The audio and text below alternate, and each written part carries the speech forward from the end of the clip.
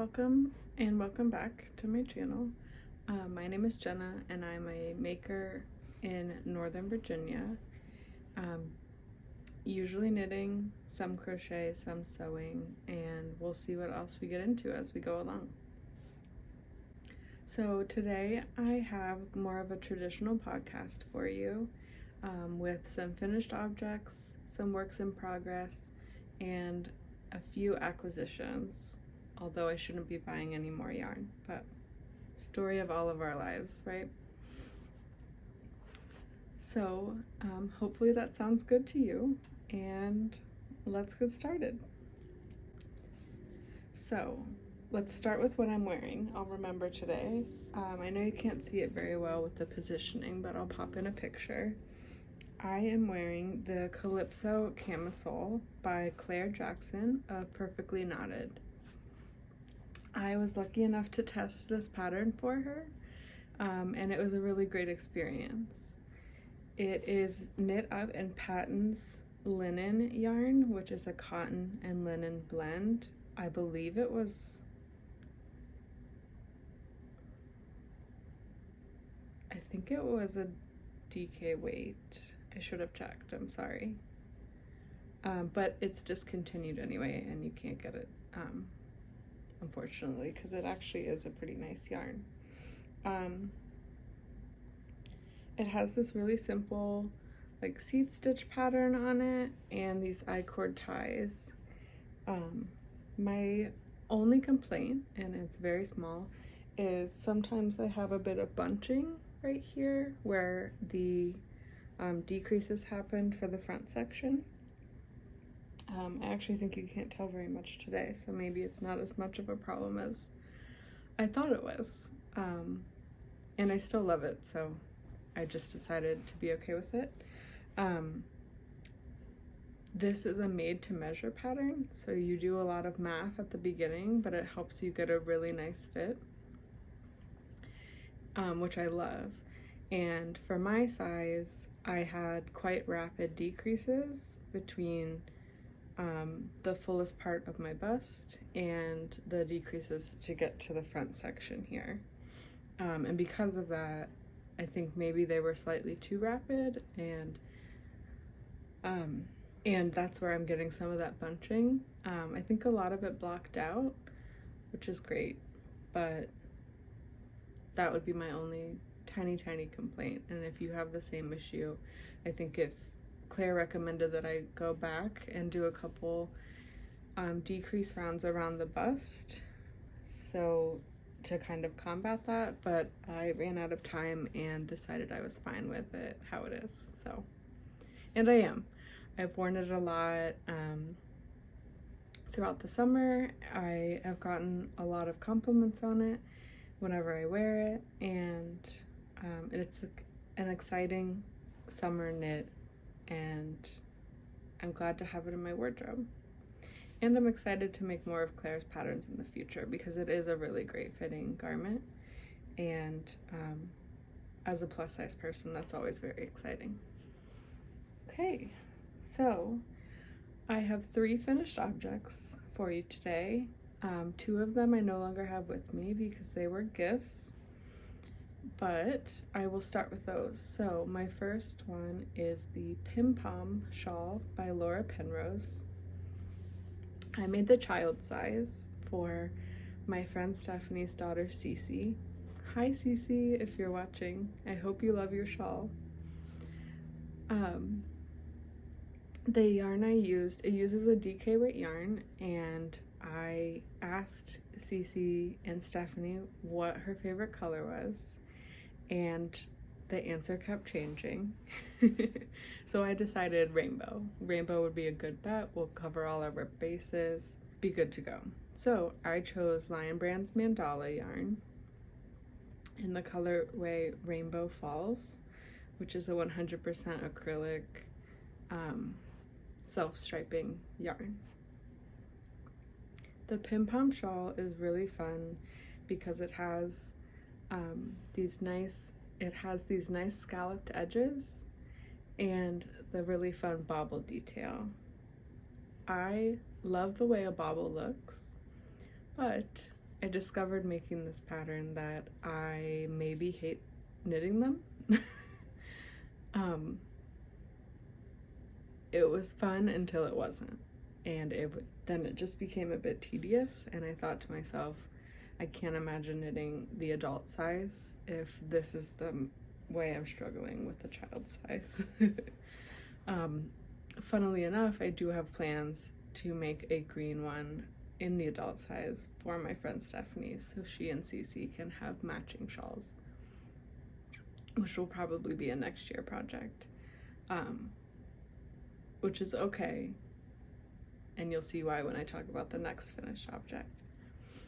I also love Laura Penrose's patterns. I have purchased quite a few of them, but haven't finished a ton of them. I have made the summer souffle before, and also get a lot of compliments on that. I think her attention to detail is really great, and her design features are really interesting. So I had a lot of fun making the shawl. I also had a lot of fun with the self-striping yarn and getting to that next color and seeing the rainbow take shape. So if you're looking for a really cute kids shawl pattern, I would highly recommend that. And as we know, if you've seen the last episode, I love a good mandala self-striping yarn, so it's always fun. So that is the Pim Pom shawl. My next finished object is another shawl for my friend Stephanie. Like I said, I was originally going to make her a matching Pim Pom shawl in the adult size in green, but one day Stephanie popped by my work location. We actually work for the same organization, just at different locations. We're both librarians. And she popped by my work, and I pulled up a couple patterns for her to get her opinion on what she would like. And she picked out the Barbie by Brian Smith.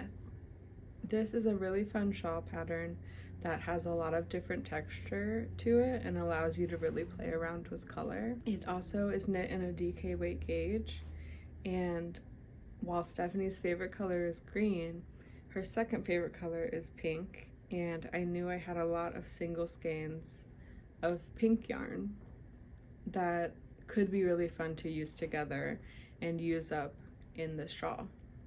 So I used a variety of different yarns from Ruby and the Yarn Company and from Fangirl Fibers. The Ruby and the Yarn Company yarn were a lot of kind of random sock sets, and I used a couple minis, a couple main skeins, and those were in the DK weight. And then for the Fangirl Fibers, several years ago I was part of her Taylor Swift club, where you'd get a mystery skein each month based on a Taylor Swift song. Who's excited for the new album? Just me? Okay, anyway, so I had a white speckled skein with like purple and pink, and then I had a white and purple kind of variegated skein with pink speckles, and I thought those would be fun to work in as well. Held double to get to the DK weight because those were fingering weight. I believe one of the colorways was based on the song Enchanted, and unfortunately I don't remember the other one, but gorgeous yarn, really beautiful, and I think it turned out really well. I only have this picture, which isn't the best, but you get the idea, and it is now with Stephanie, and she and Cece have shawls together, which is very fun, and I hope they both love them. And my final finished object you might recognize if you watched my last video on my fall knitting plans, and that is a Musselburgh hat by Isolde.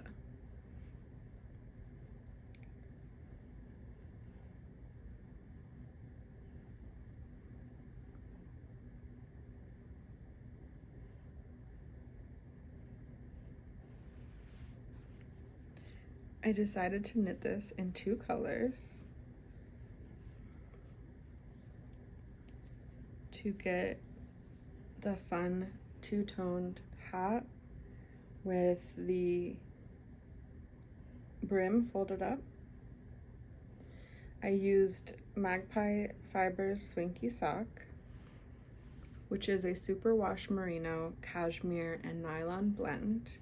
It's gorgeous. It's so soft, it's so pretty. The stitch definition is gorgeous, and I love it. I feel like it's a little bit long, which is a little like slouchier than I was wanting. And it's always hard for me to knit hats because I have a giant head, and so it's like which size is gonna fit. I usually go for a large when I make hats for myself, but this time I went for the medium, and it maybe could have even gone down to a small. But I love it. I love that it's reversible, so I can do the green and the orange, or I can flip it inside out and have the orangey brown with the green brim. The colorways I used were Juniper Rising was the green, and Spicy Beaver was the orangey brown. I can pop it on here, and I love it. I'm excited to wear it. I hope it gets cold enough soon that I can pop it on, because the colors are very fall, but it might not get cold enough to wear it until the winter, and I didn't think about that. But I guess that just means I'll have to make another one, and then I can test out the sizing more. This pattern is awesome because you can use any yarn and any gauge. It was recommended for fingering weight yarn to use a needle 1 or 2 sizes above what you would use for a sock. And for socks, I use a US 1 needle, and that worked out perfectly because the other smallest size knitting needle I have is a US 3, so that's what I ended up using. The gauge I got was 8 stitches per inch, and there's a chart in the pattern that tells you how many increases to do based on that and how long to knit the hat based on that, and I think it worked out super well. So, very exciting. Besides one work in progress, my fall knitting plans, if you did watch that video, have gone a bit awry, and we'll talk about why. So that might be one of the only things I finish from that video this year, but that's okay. It's a hobby, and we can change our minds, and we can make whatever we want, and that's what's exciting about it. My first work in progress are the Color Block Ribbed Socks by Summer Lee of Summer Lee Knits. I am using this really pretty yarn from Magpie Fibers. It's the same Swinky Sock base, which is the merino cashmere nylon blend. This is the color Drops of Jupiter, and it's a beautiful like fall red. So here is my sock so far.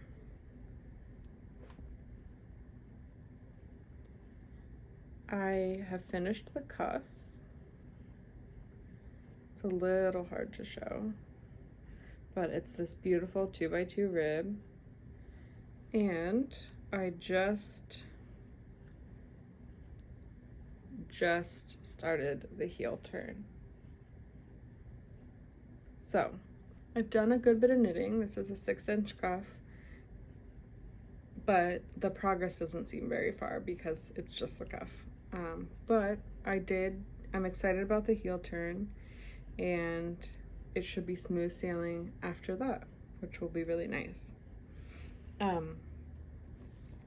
For Christmas this past year, I asked for one of these sock sizing rulers from Twice Sheared Sheep. And it has been incredibly helpful because I know what size shoe my friend Jeff wears, but obviously it's a gift, so I'm not going to be measuring his feet. But this sock sizing ruler is a ruler on one side and has shoe sizes on the other. And you put it in with the arrow facing down, and then it tells you how far to make when to begin your toe or your heel when you reach the desired line for the desired size. So very handy, and it's a snap bracelet. So that's been invaluable, and I have it in my project bag. So I'm working on this slowly. It's probably going to take the back burner for a little bit, which we'll talk about in a second. My next work in progress is some surprise crochet. This has been a tough year for me in my personal life. Things have been quite hard for most of the year. And so when I saw that Chelsea of Knitting Tipsy was designing a healing shawl, I thought that would be the perfect project for me to get over some grief and some hardship and to work through my emotions around some events. This is my healing shawl.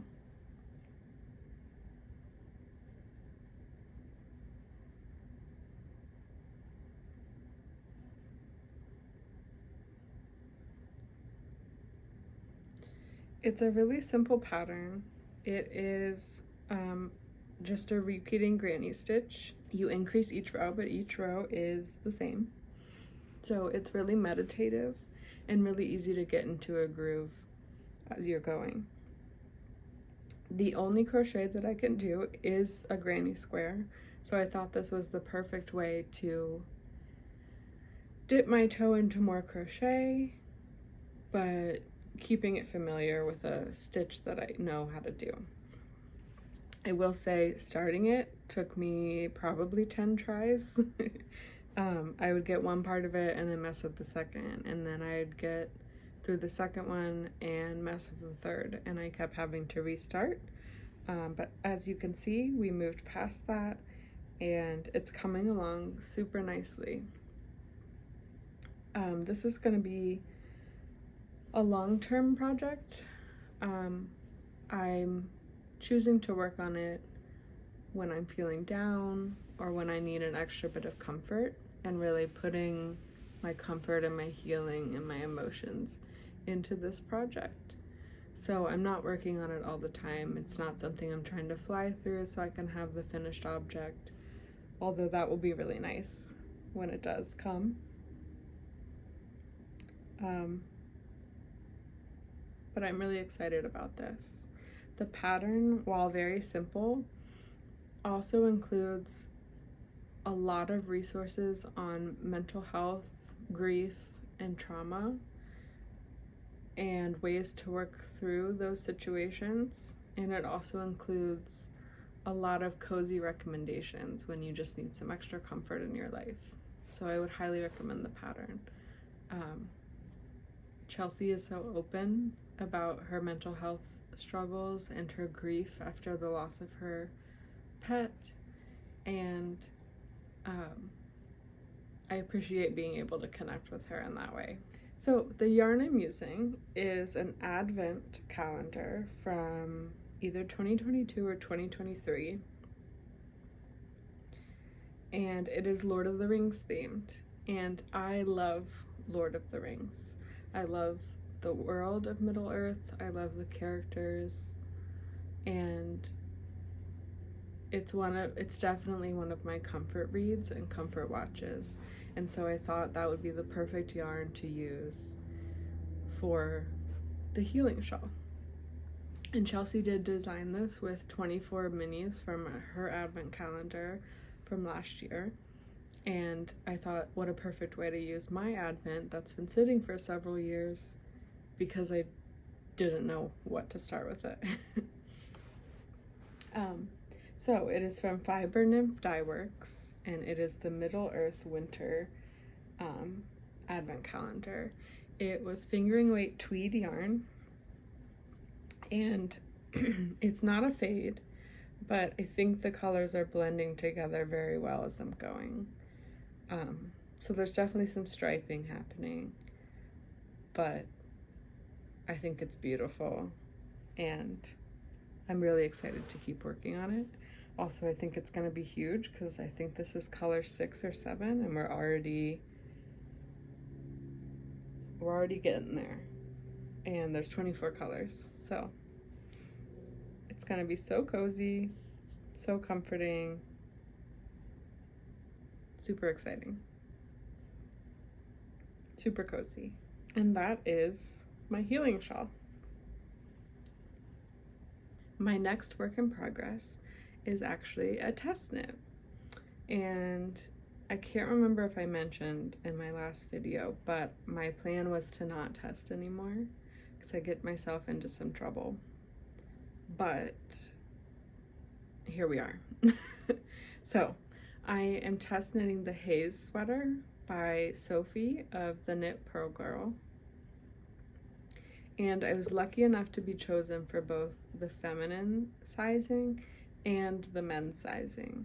So my partner Joel and I are going to have matching Haze sweaters, which will be very cute and very fun.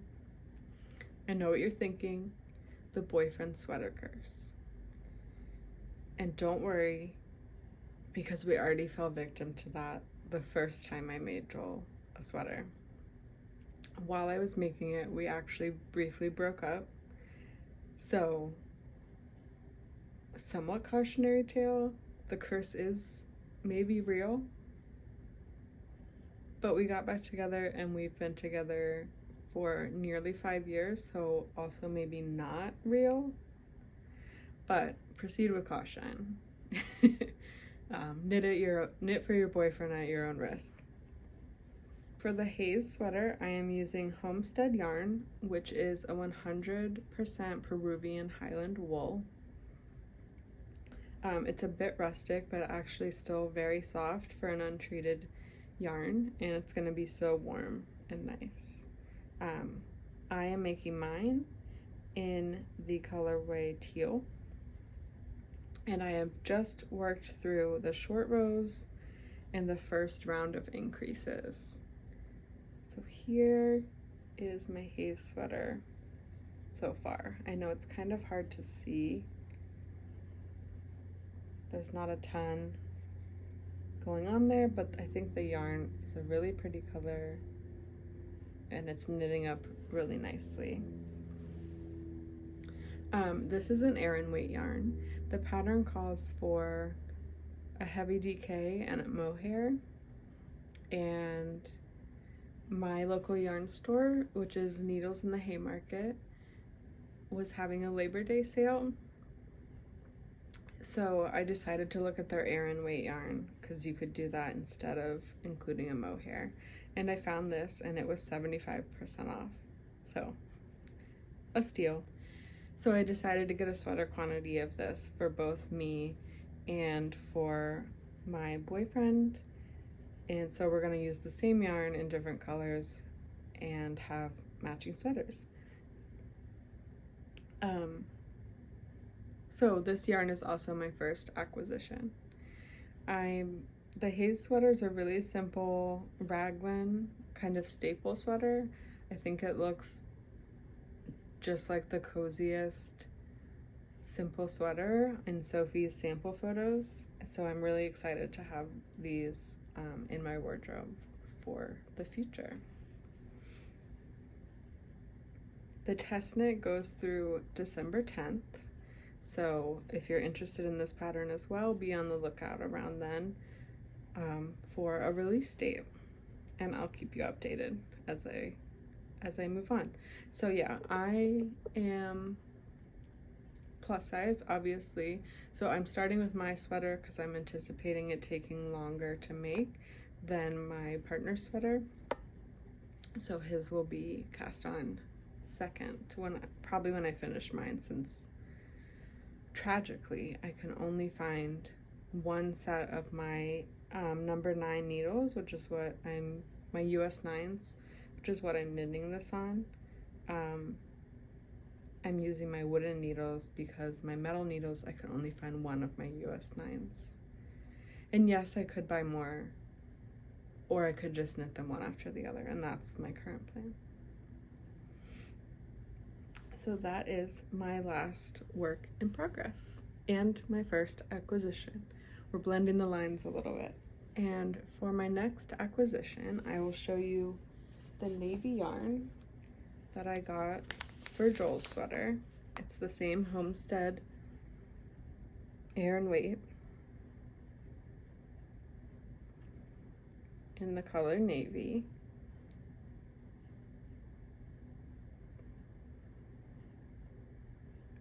And yeah, it's gonna be cozy and warm and gorgeous.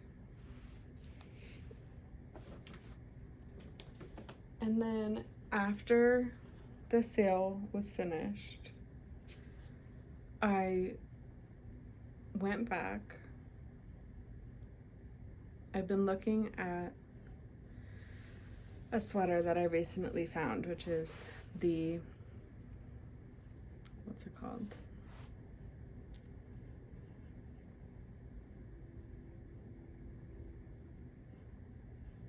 I'll put it on the screen. It's by Alicia Plummer, and it looks like the biggest, coziest, textured pullover that will probably be too warm for me to ever wear in Northern Virginia, but I'm gonna make it anyway, and I'm gonna hope. So I was like, oh, this uses the same weight as that Homestead yarn. I know the sale ended. Let me just pop on the website and see what they have, maybe to buy later. And I found this beautiful chocolate color. I'm really into like earth tones and browns lately, so I think this is gonna be really beautiful, especially for that project. Now, you might have just heard me say I was gonna buy it at a future date, but they had this marked down from $12 a skein to $2.50. So obviously I had to buy it. I got 7 balls and 2 crochet hooks for $50, I think, and that includes shipping it to me, even though I could have gone and gotten it, but my 2 local yarn stores are each about 45 minutes away from me, so this time it was easier for me to have it shipped. Sorry, I'll do better in the future. So I'm very excited eventually for that project as well. So 3 sweaters with this Homestead yarn, and I think they're all gonna be really great. And my last acquisition is actually for a new book club that is starting in Frederick, Maryland, between the Curious Iguana indie bookstore there and Magpie Fibers. It's a collaboration, and it is called Unraveled Readers.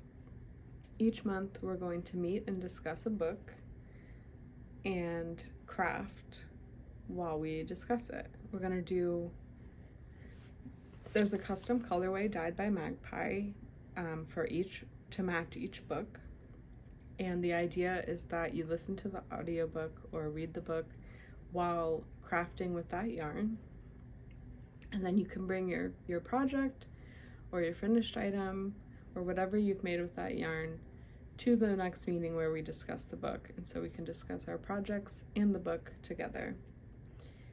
There will also be other types of crafts at the book club meetings. For our first meeting in October, we're also going to make watercolor bookmarks. which is going to be very fun because I haven't done any kind of watercolor painting since I was a child, and I love that I'll be able to dabble into new crafts while still enjoying the crafts that I love and reading books, which I also love. So the custom colorway for this coming month, October, is right here. It's a gorgeous like white and purple with pops of teal. Okay, the camera cut out. But my plans for that yarn are to make the Battenberg blanket. And I think this is going to be a really great project for this because I can pick it up and put it down easily. It's easy to work on while I'm listening to the book. And I can add in a bunch of different single skeins into one cohesive project and not have to figure out what to do with a single skein for each of them. I could buy more skeins, but that's not my current plan. And then when I have enough squares, I can combine them all into the blanket, and then we'll have to figure out a new project after that. But yeah, that's my plan, the Battenberg blanket, and I'm very excited for the book club. And that is all I have for you today. If you enjoyed watching this video, please consider liking or subscribing. It would really help my channel. That feels really weird to say, but it's true. And thank you so much for watching. Happy making. Bye.